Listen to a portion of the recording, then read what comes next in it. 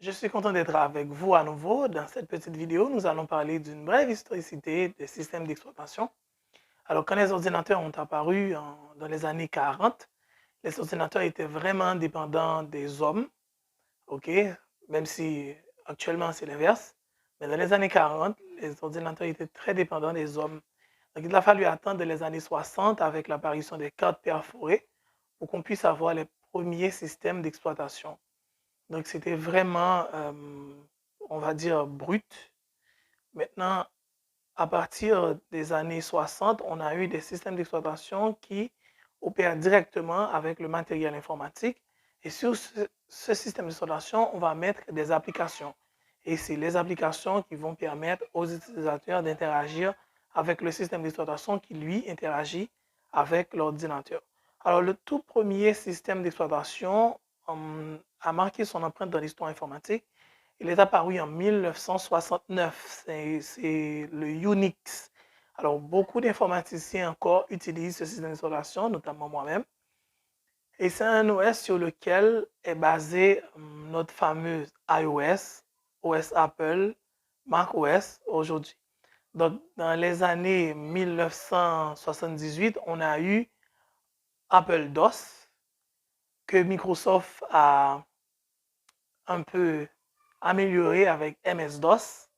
Maintenant, on a eu Microsoft Windows et aujourd'hui, on a les OS Android, on a iOS, on a macOS, on a GNU Linux, on a encore BSD qui est basé sur Unix. Donc, hum, tous ces systèmes d'exploitation aujourd'hui fait que nous avons d'innombrables choix en système d'exploitation en fonction de nos besoins. Il y a également des systèmes d'exploitation dits libres et des systèmes d'exploitation dits propriétaires.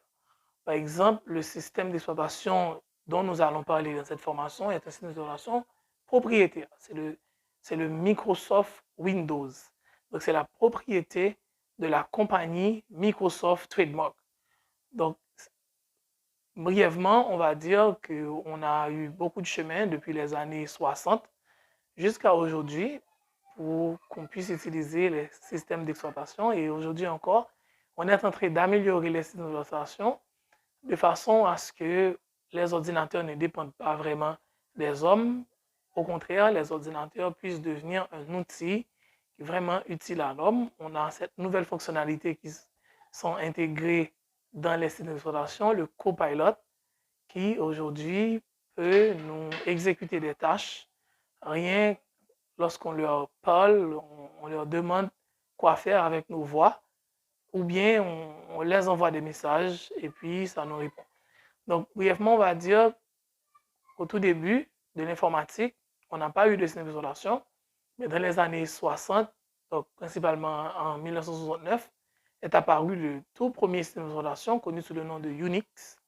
Donc, pour avoir plus d'informations, on va vous mettre en description un lien Wikipédia où vous allez trouver exactement les dates où sont apparus les systèmes dont nous avons parlé dans cette petite vidéo, le Apple DOS, le MS-DOS, le MS Windows, okay, que nous allons parler beaucoup dans cette formation, surtout du Windows version 11.